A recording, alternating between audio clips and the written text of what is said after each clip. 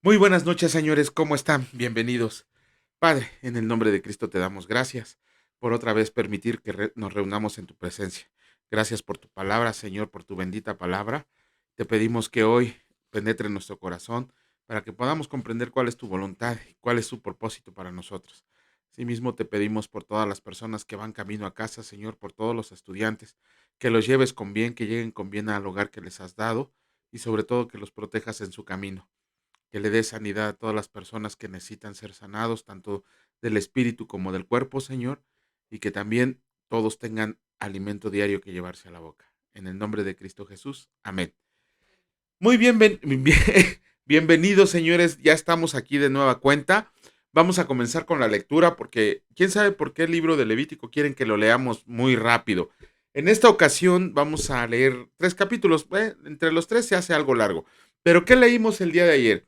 Ayer leímos de los capítulos 16 al 18. Leímos 3 capítulos.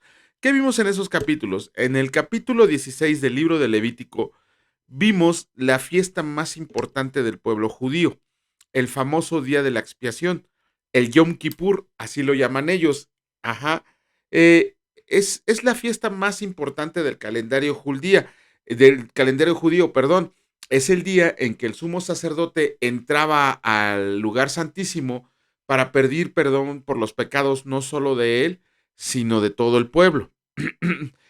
Independientemente de todo lo que leímos en el capítulo, que vemos qué era lo que llevaban, cómo se ofrendaba y todo el ritual que hacían, vemos algo ahí que nos parece un tanto extraño, porque dice que sobre los 2 machos cabríos que llevaban para hacer el sacrificio de la expiación, bueno, bueno, ahorita les explicamos más o menos qué es la expiación. Este, Se presentaban 2 machos cabríos y dice la palabra que sobre los machos cabríos se echaban suertes y a uno le tocaba ser sacrificado en holocausto y el otro hay un pasaje medio extraño, hay un versículo medio extraño que ha generado muchas falsas doctrinas, que ha generado muchas falsas teorías, que ha generado mentiras y todo esto. ¿Por qué? Porque dice que uno de los machos cabríos, como les decía, era ofrecido a holocausto y el otro era ofrecido a Azazel. De ahí han surgido teorías de que era un demonio que vivía en el desierto, que era un espíritu inmundo, que hacían sacrificios a otros dioses, que muchas, de hecho por ahí hay inclusive un ángel malvado que se llama Azazel. Realmente es una tontería. ¿Por qué? Porque jamás se han preocupado investigar qué es lo que significa la palabra Azazel.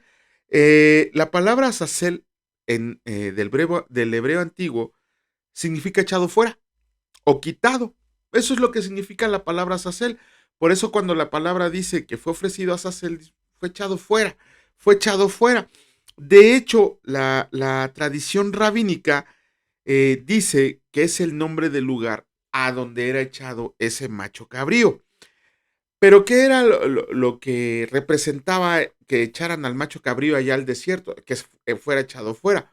Lo que se estaba representando era que el pecado de todo el pueblo salía del pueblo, lo echaban fuera, era como quedar limpios. Pero aquí vemos una cuestión medio importante.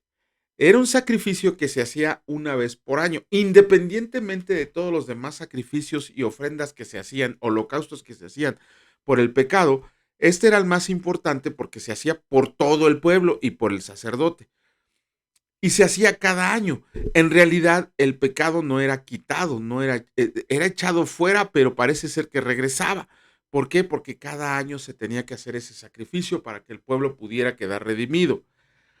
Si ahora que leamos Hebreos, si leemos el libro de Hebreos en el capítulo 10, versículos 10 al 12, ahí vamos a ver que la palabra de Dios nos dice que el Señor Jesucristo hizo un sacrificio una sola vez y para siempre, que fue el sacrificio necesario que se necesitaba para borrar nuestro pecado de una vez por todas. No es un sacrificio que se tenga que estar continuamente. ¿Por qué también tocamos el punto?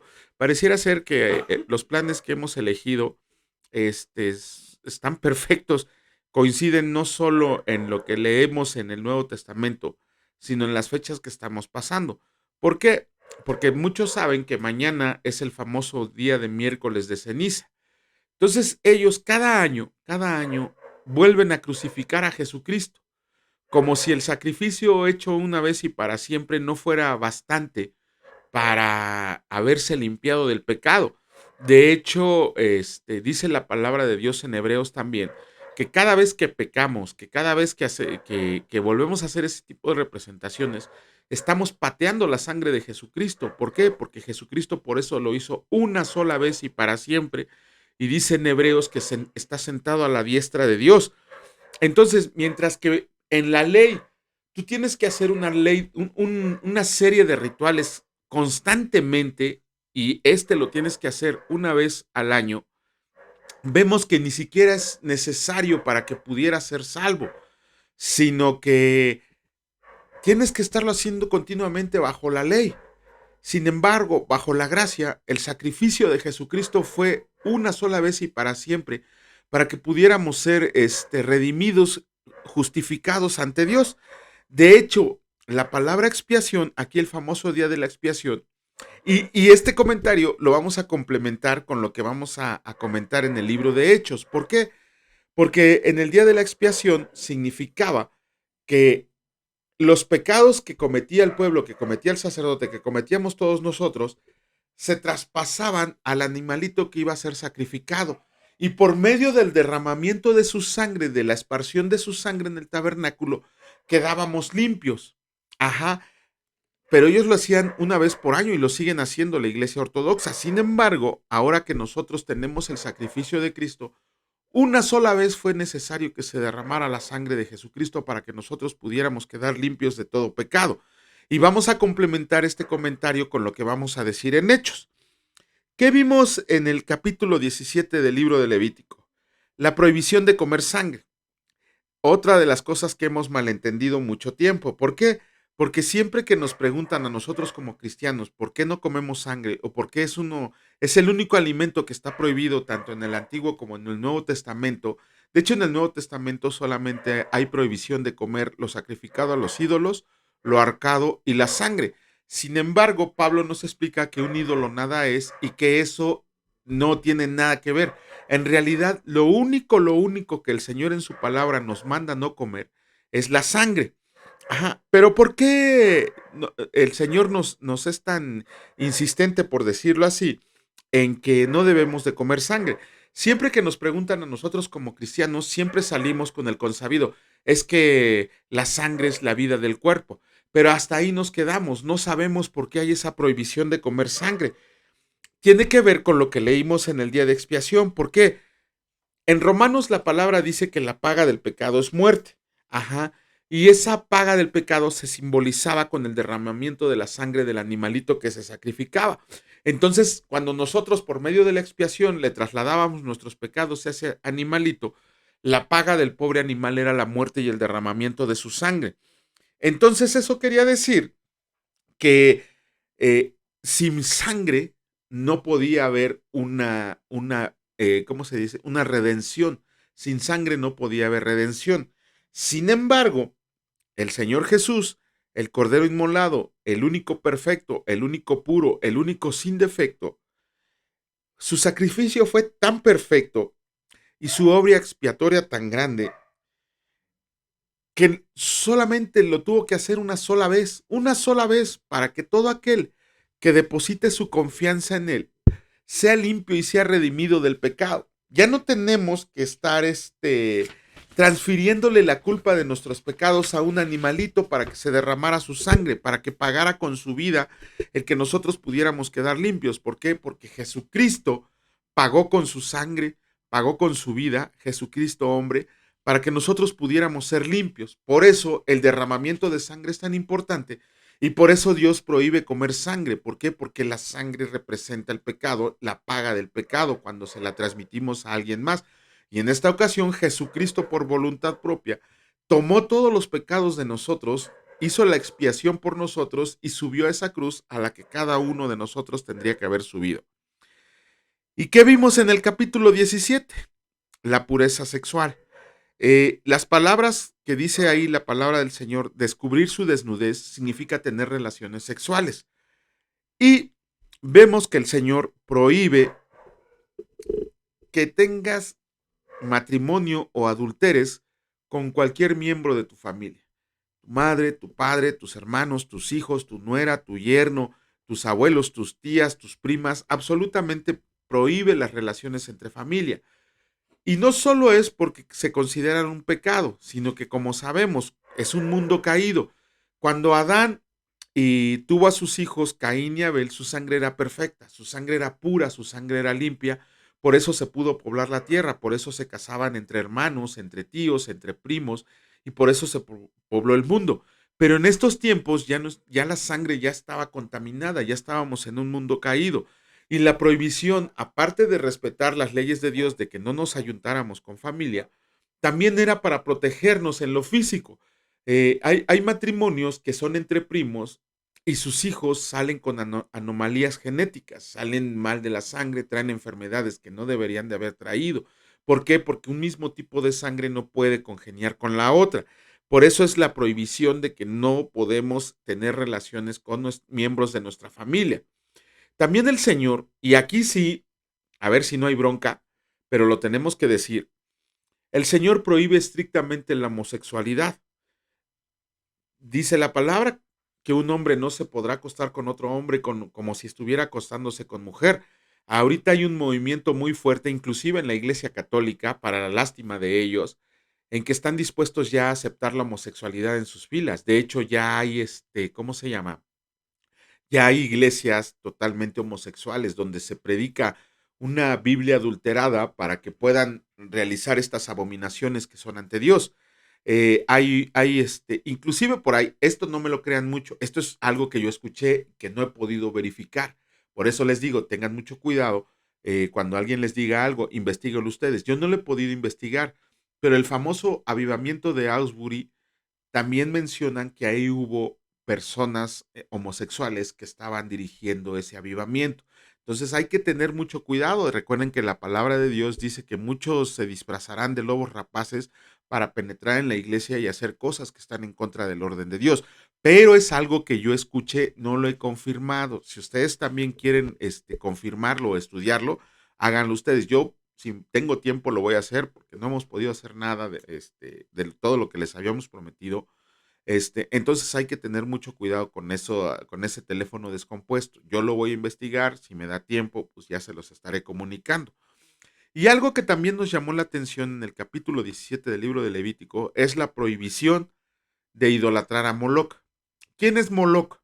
Ok, Moloc es un cuerpo de hombre con cabeza de toro, con cabeza de buey. ¿Por qué lo prohíbe tan específicamente el Señor? Porque los sacrificios que se hacían a Moloc eran totalmente horrendos, totalmente horrendos. Si alguno de ustedes no sabía cómo se hacen los sacrificios a Moloc, bueno, hacían una estatua de bronce o de latón, grande, muy grande, y la estatua era hueca, y en la espalda tenía una compuerta que se abría y se echaba leña adentro, y esa leña se prendía. Cuando la estatua de Moloch tenía los brazos extendidos de esta manera. Cuando la estatua de Moloch estaba al rojo vivo, las familias acercaban a su hijo recién nacido, máximo de 3 años. En esos brazos al rojo vivo que tenía esta abominable imagen, ponían a su hijo recién nacidos para que se quemaran vivos. Imagínense esa barbaridad de un niño recién nacido, un niño de 3 años a lo máximo, puesto en un metal al rojo vivo. Imagínense el dolor de ese niño. Tanto eran los gritos de los niños que ponían ahí, que había en ese culto tambores que tocaban a todo lo que daban para no oír los desgarradores gritos de un niño. Era algo terrible porque además tenían un mecanismo, algunas estatuas, que hacía que los brazos se abrieran así para que el pobre niño todavía vivo, cayera en el fuego que estaba ahí abajo en los leños. Era algo increíblemente aterrador, aberrante. Esas personas que hicieron eso, ojalá hayan tenido tiempo de arrepentirse, ojalá se hayan dado cuenta de su error, ojalá lo hayan hecho por ignorancia, aunque la ignorancia de la ley no los exime de su cumplimiento. Era algo totalmente aberrante, era algo cruel. si nosotros no soportamos ver que le peguen a un perrito, imagínense eh, a un niño rostizándose vivo, quemándose vivo, ¿no? Un inocente de recién nacido a 3 años. Híjole, y luego nos preguntamos por qué el Señor manda tantas cosas. También en el capítulo 17 prohibía el zoofilismo. ¿Qué es el zoofilismo? Las relaciones sexuales con animales. Y parece ser que el Señor por ahí tiene un mensaje fuerte para nosotros, porque estábamos viendo, hay un cuate que transmite también en YouTube que se llama Pablo Rosales. Les recomiendo que vean sus videos. Es un cuate que él se dedica mucho a hacer críticas acerca de películas, acerca de temas que están de boga en el mundo y los lleva a la palabra de Dios y nos hace darnos cuenta que a veces películas que vemos en el cine que pensamos que es un entretenimiento normal, vemos los mensajes, que él escudriña los mensajes a veces tan satánicos que traen o tan mal puestos que no nos damos cuenta que estamos escuchando cosas que no le agradan a Dios.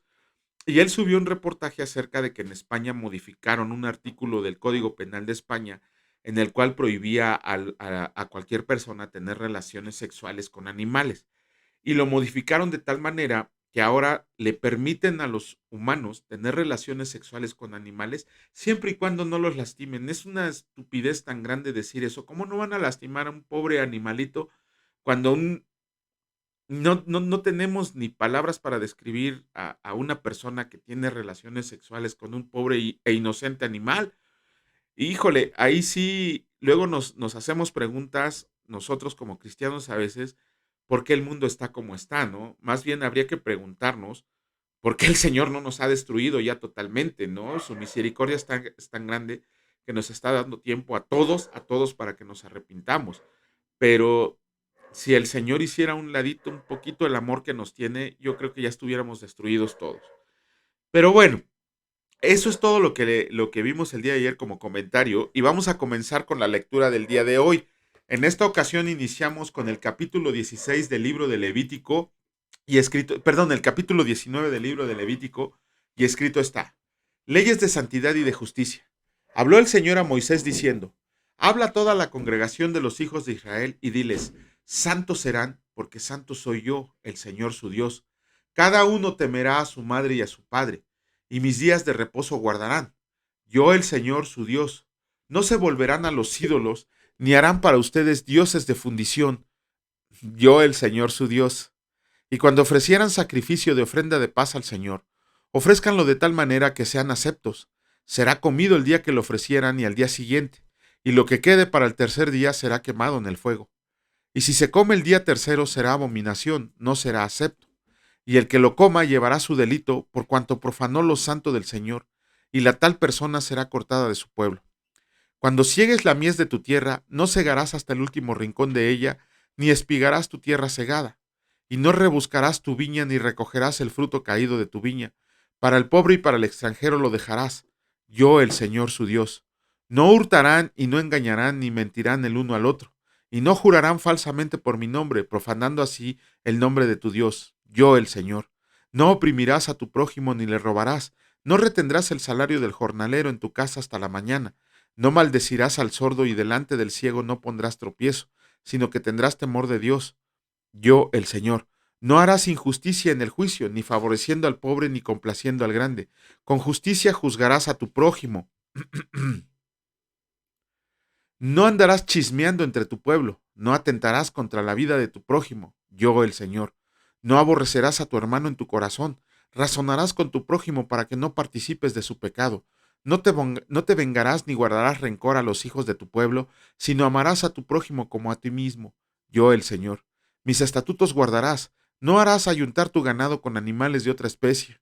Tu campo no sembrarás con mezcla de semillas, y no te pondrás vestidos con mezcla de hilos. Si un hombre yace con una mujer que fuera sierva desposada con alguno y no estuviera rescatada, ni le hubiera sido dada en libertad, ambos serán azotados, no morirán, por cuanto ella no es libre.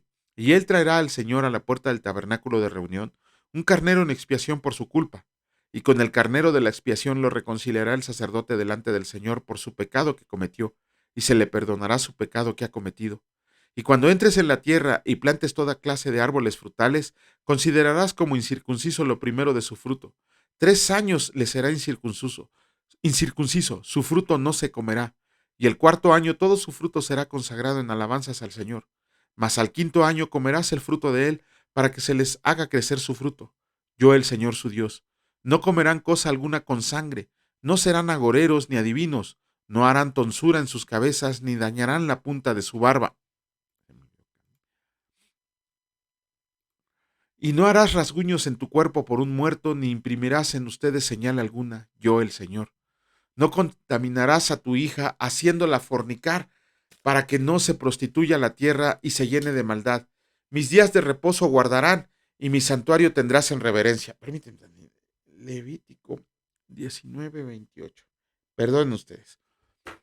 No se vuelvan a los encantadores ni a los adivinos, ni los consulten contaminándose con ellos. Yo, el Señor su Dios. Delante de las canas te levantarás y honrarás el rostro del anciano, y de tu Dios tendrás temor. Yo, el Señor. Cuando el extranjero more con ustedes en su tierra, no le oprimirán. Como a un natural de ustedes tendrás al extranjero que mora entre ustedes, y lo amarás como a ti mismo, porque extranjero fuiste en la tierra de Egipto. Yo, el Señor su Dios. No hagas injusticia en juicio en medida de tierra, en peso ni en otra medida. Balanzas justas, pesas justas y medidas justas tendrás. Yo, el Señor su Dios, que los saqué de la tierra de Egipto. Guarden pues todos mis estatutos y todas mis ordenanzas y pónganlos por obra, yo el Señor. Iniciamos con la lectura del capítulo 20 del libro de Levítico. Escrito está: penas por actos de inmoralidad. Habló el Señor a Moisés diciendo: dirás asimismo a los hijos de Israel: cualquier varón de los hijos de Israel o de los extranjeros que moran en Israel, que ofrezca alguno de sus hijos a Moloc, de seguro morirá.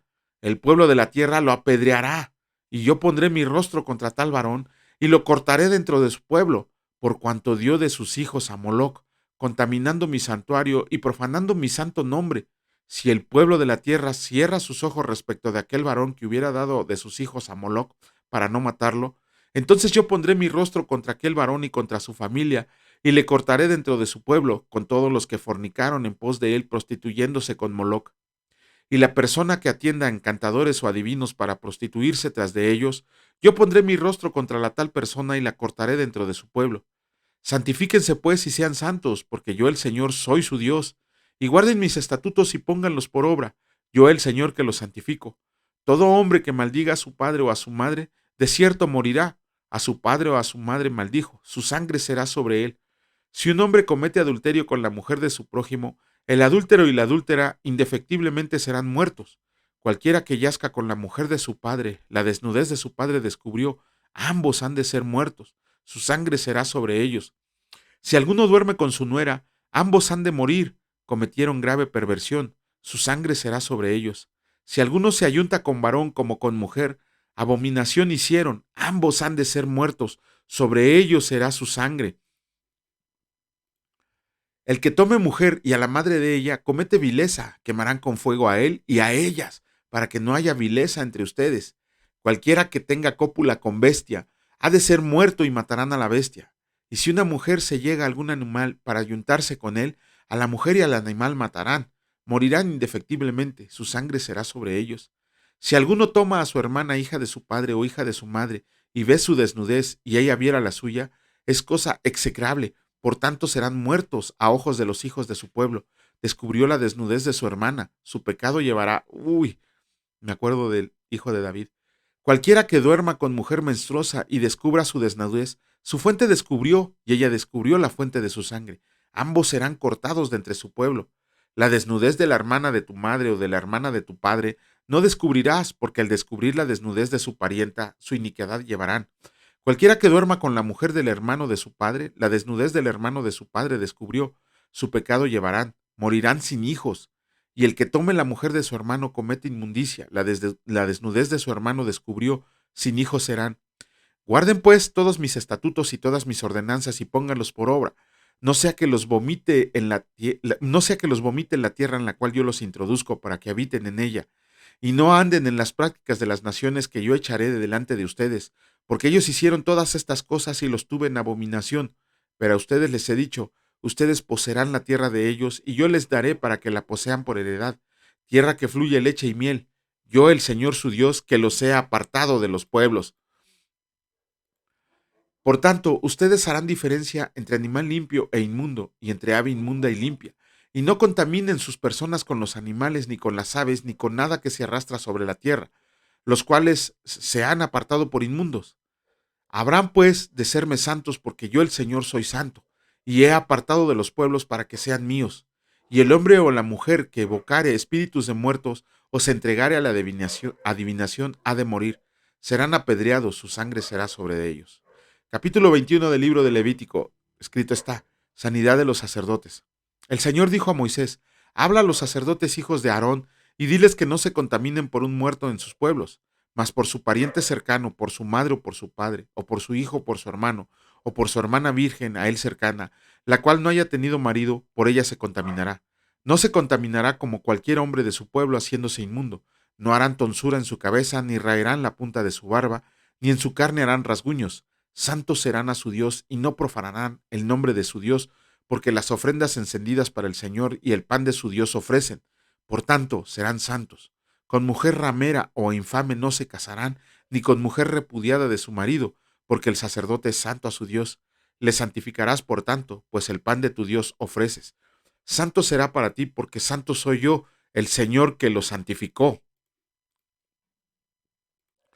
Y la hija del sacerdote, si comienza a fornicar, a su padre deshonra, quemada será al fuego. Y el sumo sacerdote entre sus hermanos, sobre cuya cabeza fue derramado el aceite de la unción, y que fue consagrado para llevar las vestiduras, no descubrirá su cabeza ni rasgará sus vestidos.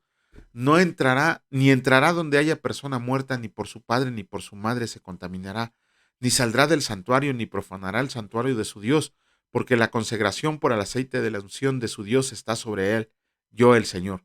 Tomará por esposa a una mujer virgen, no tomará viuda, ni repudiada, ni infame, ni ramera, sino tomará de su pueblo a una virgen por mujer, para que no profane su descendencia en sus pueblos, porque yo el Señor soy el que los santifico.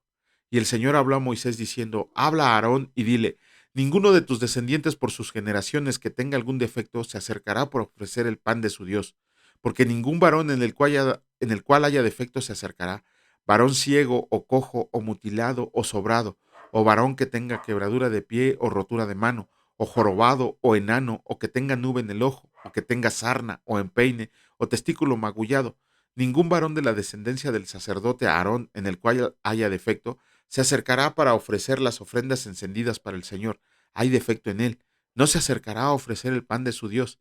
Del pan de su Dios, de lo muy santo y de las cosas santificadas podrá comer, pero no se acercará tras el velo ni se acercará al altar, por cuanto hay defecto en él, para que no profane mi santuario, porque yo el Señor soy el que lo santifico. Y Moisés habló esto a Aarón y a sus hijos y a todos los hijos de Israel. Con eso terminamos la lectura de los capítulos de Levítico. Híjole, va a estar bien difícil hacerles un comentario el día de la mañana porque los tres tienen muchísimo de qué hablar. Volvimos a tocar el punto de Moloch, pero bueno, ya mañana, si Dios lo permite, estaremos haciendo el comentario. ¿Qué vimos ayer en el capítulo 5, versículos 12 al 42 del libro de Hechos? Bueno, eh, vemos ahí que después de la muerte de Ananías y Zafira, los apóstoles se reunieron y comenzaron a orar, pero después salieron. La palabra dice que mucha gente se acercaba a ellos porque querían ser sanados. De hecho, la palabra menciona que muchos se acercaban con la esperanza de que siquiera la sombra de Pedro los cubriera para ser sanados. Estos milagros fueron el método de Dios para autentificar el testimonio del ministerio de los apóstoles. Sin embargo, tenemos que entender que esas obras y señales cesaron cuando tuvimos completo el Nuevo Testamento, cuando se escribió el libro de Apocalipsis y se pudo recopilar todas las cartas de Pablo, todos los evangelios, todas las cartas universales y el libro de Revelación, que es Apocalipsis. Ya no había necesidad de mostrar tan grandes hazañas, tan grandes milagros, porque ya estaba todo ahí registrado. Sin embargo, quiero que se quede bien claro, no estamos diciendo o estamos en contra de los milagros siguen ocurriendo, su servidor ha sido testigo de algunos de ellos a los cuales no les hemos podido encontrar explicación, pero también queremos ser muy enfáticos en que también no es un don que tenga una persona de manera permanente, no es algo que venga y les diga, yo hago milagros porque el Señor me ha dado ese don. Eso es una total y aberrante mentira y con la palabra de Dios lo podemos confirmar. Vemos por ahí que hay muchos, malas bestias, esa palabra ya leyendo Gálatas ya me di cuenta que sí les puedo decir malas bestias. No es Gálatas, ¿verdad? Perdón, es que casi casi se lo sabe de memoria mi esposa Gálatas. Pero Pablo sí les dice malas bestias a todos los malos, ¿no? Entonces, hay muchas personas, muchos pseudopastores, pseudoprofetas, que inician campañas de sanación, campañas de sanidad, campañas de milagros, como si ellos tuvieran el poder que tuvieron los apóstoles. Eso es una total mentira. No hay nadie que pueda hacer eso. ¿Por qué? Porque todas esas personas, las que tienen según el don de sanidad, lo que tienen son paleros muy bien pagados para que se presenten en cada espectáculo que dan, para engañar a los incrédulos, a los ignorantes, a los que no conocen la palabra de Dios, de que tienen ese don y que pueden curar a la gente. Sin embargo, esto podemos derribar muy fácilmente su ministerio de sanidad cuando lo comparamos con el capítulo 5 del libro de Hechos. ¿Por qué? Porque la palabra de Dios dice claramente que todos, absolutamente todos los que llegaban a buscar sanidad de parte de los apóstoles, todos se iban sanos, todos se iban sanos. No había uno que dijeran, ay, a mí no me sanaron. No, todos se iban sanos. Sin embargo, en estas obras de teatro que hacen estos pseudosanadores de que hacen, solamente sanan a 3 o a 5 personas. Y cuando alguien se sana de manera milagrosa ahí, hemos dadole seguimiento a algunos casos que vuelven a recaer en su enfermedad. Y este cuate, el sanador, los acusa de falta de fe.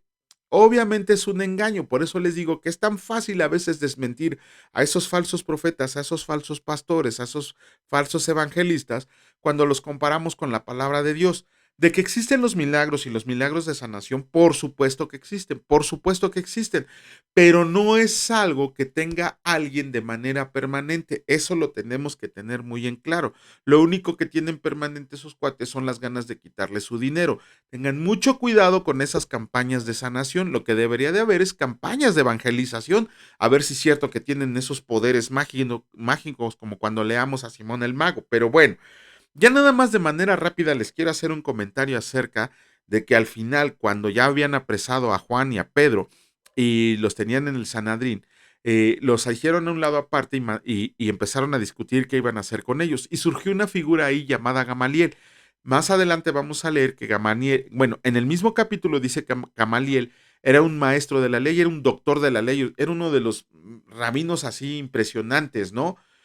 Y aparte fue el maestro de Pablo, imagínense, porque Pablo dice que él fue instruido a los pies de Gamaliel.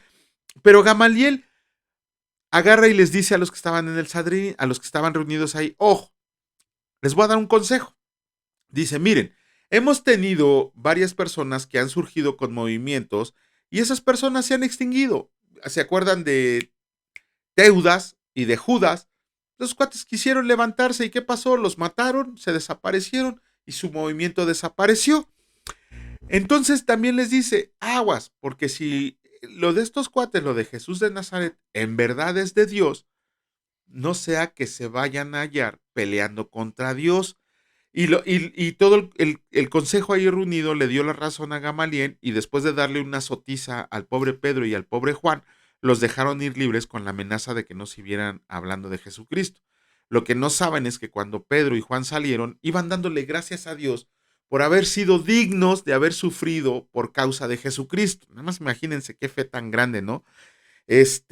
Nada más hay que decirles que lo de Gamaliel no fue un consejo cristiano, no fue un consejo procristiano, ni siquiera quería a los cristianos. Fue un consejo de sabiduría humana, de razonamiento lógico. Dice, pues yo ya he visto movimientos y desaparecen. Entonces, pues déjenlo ser y al rato va a desaparecer. Ojo, también ese consejo es falso. ¿Por qué? Porque vemos muchas falsas religiones, muchas falsas doctrinas que han permanecido por muchos años. Van a terminar cuando venga el Señor en gloria. Pero bueno, vamos a iniciar con la lectura del capítulo 6 del libro de Hechos. Este sí nos los vamos a chutar completito. Y escrito está, elección de 7 diáconos. En aquellos días, como creciera el número de los discípulos, hubo murmuración de los griegos contra los hebreos, de que las viudas de aquellos eran desatendidas en la distribución diaria. Entonces los 12 convocaron a la multitud de los discípulos y dijeron: no es justo que nosotros dejemos la palabra de Dios para servir a las mesas. Busquen pues, hermanos de entre ustedes, a 7 varones de buen testimonio, llenos del Espíritu Santo y de sabiduría, a quienes encarguemos de este trabajo. Y nosotros persistiremos en la oración y en el ministerio de la palabra. Agradó la propuesta a toda la multitud y eligieron a Esteban, varón lleno de fe y del Espíritu Santo, a Felipe, a Prócoro, a Nicanor, a Timón, a Parmenas y a Nicolás, prosélito de Antioquía, a los cuales presentaron ante los apóstoles, quienes, orando, les impusieron las manos. Y crecía la palabra del Señor y el número de los discípulos se multiplicaba grandemente en Jerusalén. También muchos de los sacerdotes obedecían a la fe. ¡Wow! Muchos de los sacerdotes. Arresto de Esteban. Y Esteban, lleno de gracia y de poder, hacía grandes prodigios y señales entre el pueblo. Entonces se levantaron unos de la sinagoga llamada de los libertos y de los de Cirene, de Alejandría, de Cilicia y de Asia, disputando con Esteban, pero no podían resistir a la sabiduría y el espíritu con el que hablaba. Entonces sobornaron a unos para que dijeran que le habían oído hablar palabras blasfemas contra Moisés y contra Dios, y soliviantaron al pueblo, a los ancianos y a los escribas, y le arrebataron y le trajeron al concilio, y pusieron testigos falsos que decían: este hombre no cesa de hablar palabras blasfemas contra este lugar santo y contra la ley, pues le hemos oído decir que ese Jesús de Nazaret destruirá este lugar y cambiará las costumbres que nos dio Moisés. Entonces todos los que estaban sentados en el concilio, al fijar los ojos en él, vieron su rostro como el rostro de un ángel. ¡Wow! Ay, bueno, ya mañana, si Dios lo permite, estaremos haciendo el comentario acerca de lo que acabamos de leer. Qué difícil se va haciendo más cada día que avanzamos en la palabra, elegir algo de lo que podamos hacer un comentario, porque todo lo que estamos leyendo, todo lo que estamos leyendo está increíble y se nos dificulta mucho hacer un comentario de algo porque quisiéramos hacer comentario de todo el capítulo, pero pues también ya el Señor dice: ¿y de qué te quejas? Vas a tener años para comentar la palabra. Dije, bueno, pues si es orden del Señor, vamos a hacerlo. Padre, en el nombre de Cristo te damos gracias por este tiempo, Señor. Gracias por tu palabra, gracias por tu amor y tu misericordia. Te damos gracias, Señor, porque el sacrificio de nuestro Señor Jesucristo fue suficiente y necesario una sola vez para limpiarnos ante ti, para justificarnos ante ti y para que seamos aceptos a ti, Señor. Esa redención y esa justificación que tenemos, Señor, la valoramos más que al oro, porque sabemos que vamos a estar en tu reino, Señor, porque sabemos que ya somos dignos de estar en tu presencia, dignos de estar en el camino que tú nos has impuesto. Asimismo, te pedimos que nos des la sabiduría necesaria para caminar en este camino de santificación, en este camino de santidad, para que nos lleve a tu presencia, que estemos contigo, Señor, dignos, levantando los ojos al frente, para poder recibir ese galardón con el cual nos esperas. Te damos gracias por el alimento con que nos sostienes nuestro cuerpo físico y que recibimos de ti diariamente, Señor, pero sobre todo te damos gracias por este alimento espiritual que alimenta nuestro espíritu, Señor, y nos hace tener comunión contigo. Te pedimos asimismo por quien no ha probado bocado, Señor, que tú lo sustentes, que le des comida con cual se alimente y se nutra, Señor, que también le alimentes de tu palabra, que Él acepte que tú eres el Rey de Reyes y Señor de Señores. Y te pedimos por todos los que vienen de camino a casa, por todos los que van a su trabajo, a su escuela, que regresan, Señor, que los lleves con bien a su hogar, que los protejas, que los bendigas y que multipliques el fruto de trabajo de sus manos, que a los estudiantes les des claridad en su pensamiento para valorar el esfuerzo que hacen los padres, que los tienen en la escuela, Señor, y que no solo sean unos buenos profesionistas, sino que sean unos excelentes hijos tuyos. Te agradecemos por toda bendición recibida en este día, el día de ayer y el día de mañana. En el nombre de Cristo Jesús. Amén. Que Dios los bendiga, señores, y si Dios lo permite, nos vemos el día de mañana. Cuídense mucho. Hasta luego.